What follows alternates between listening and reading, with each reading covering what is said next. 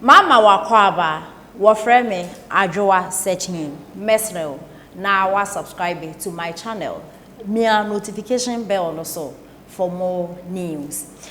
Ebusuafo omanpani dada Mahama e de ensembia betudwa e na agega Ganafo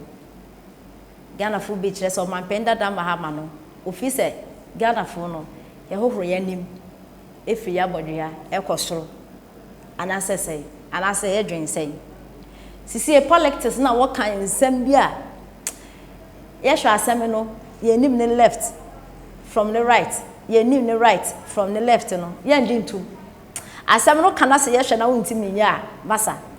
de beke kan adwen de achro Ganafo akomo adwen de achro manpen da Mahama nya asem keto akra na adensem e no manpen da Mahama ko kan ye de ne ho achire ni ya Ganafo bi kire se wo yo krofo ndc fo hu na mo ya krofo ndc fo mo na NPP fo etimi edemo court e prosecute mo ejeli mo ndc fo mo kan NPP ahe na mo de omo court ejeli omo mo ntimi enso ndc fo da omo ano se omo ba 2024 nyame ya ado na yeto aba mo omo 2025 de na omo ba power omo becheche amafo agum na Ganafo be chese na mo nkron no kro mo aka mo asem mo fi so kron no am boy Most more nam na aka dompe a NPP fo bre a mo akasa so mo de trap e kan wo che muntu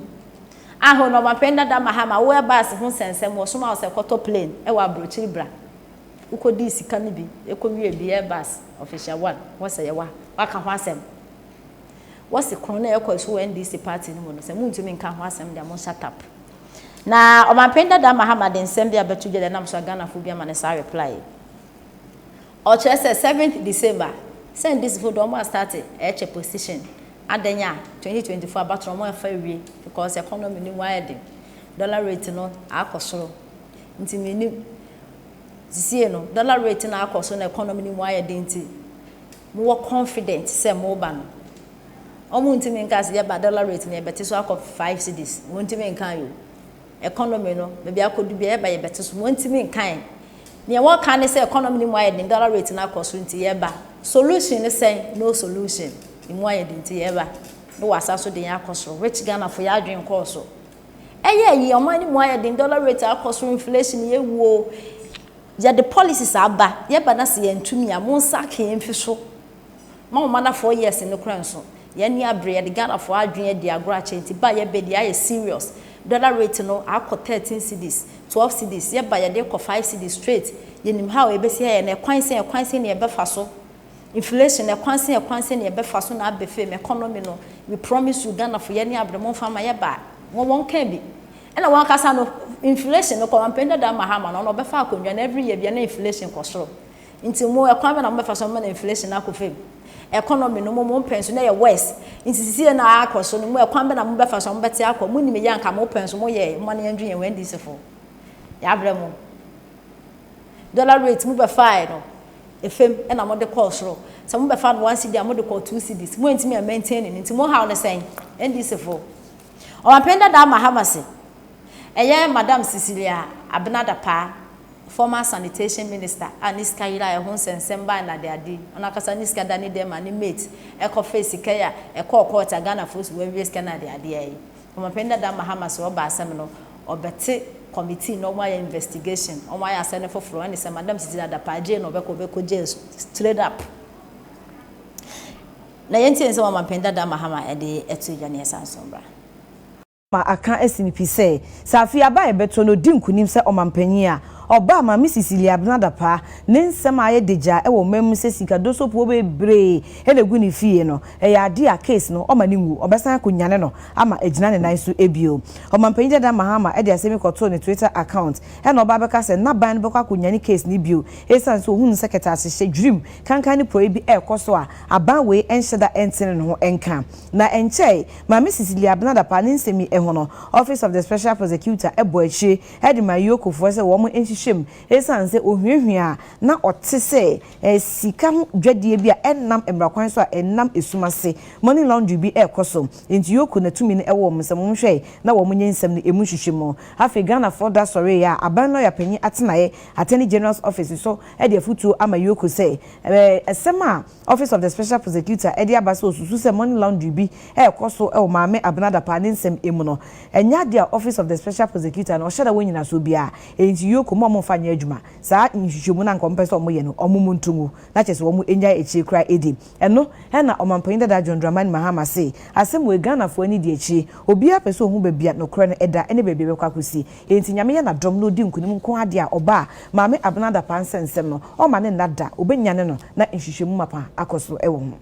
John Dramani Mahama aka esinipi say safi aba ebeto no di nkunim se omampanyin a oba ma Mrs. Liabnada pa ne nsem aye deja ewo mem se sika dosopo bebre elegu ni fie no ya ade a case no o ma ne ngu obesan akonyane no ama ejina ne nan so ebio omampanyin dada Mahama e de asemi koto ne Twitter account e no oba beka se na ban bekwa akonyane case ni bio esan so ohun secretary se dream kankan ni proebi ekoso a aban we enhyeda entene no enka na enche ma Mrs. Liabnada pa ne nsemi ehono office of the special prosecutor eboachi e de mayoko fo se wo mo shem esanse ohwehwea na otese sika dwadie bia ennam emrakwan so a ennam esumase money laundry bi ekoso enti yoku na tumi ne ewo msem hwe na wo munye nsem ne emu hyehyem afi Ghana for that sorry ya aban lawyer panyi atenaye Attorney General's office so e de futu ama yoku say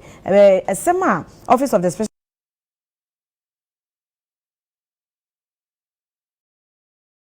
ene na busuafo mu asuma ochiame a onim na sem ka no osenana wasuma ensem amampenda da Mahama de atujane oso obade 2024 de amafo be David na Ghana fo bi nsama no reply se papa ubebu amembu ne yehunwo ihuni ma mo mpenso mo ye ato forcing onkoto ambulance mbra ene okoto ambulance a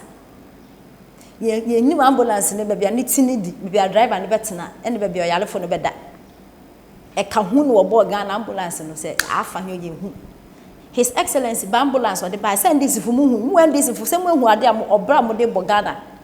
mu hu oye wa mo de Ghana fu fem Ghana fu na mo se mo dwen ye hu nti ye nto abema mo 7 December nko ja ballot box mo no mo ko fa ambulance mbra ya mo ko fa ambulance ye ni bebia driver ne betena ye be alfo betena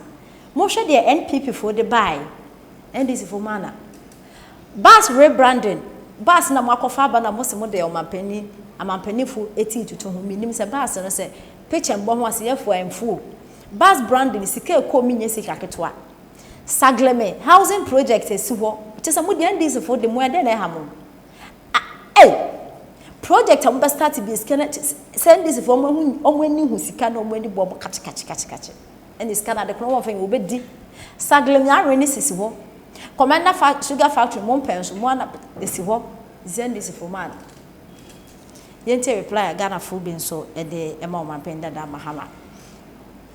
we Prince Gray or say and I say he should open to his Airbus scandals first. Ghanaians want to know who was the government official one, and again you should open to a free Ankara too. And when so a crazy solution and I say confused Mahama only a Jimmy for go vote give up and I went so I track Ghana and I say Mahama de Jimmy nkwa mpacho how did he treat Felix Kwakye's fraudulent acquisition of his mansions in East Legon? Has Mahama himself dealt with his Airbus fraud vet? Yando and Chasu. Anyway, so Nana and Ocha said, then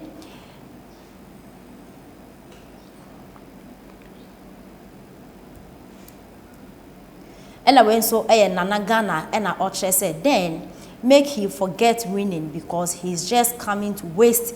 our time within the 4 years he's having. And I went so Martin and Ocha said, where is he coming to?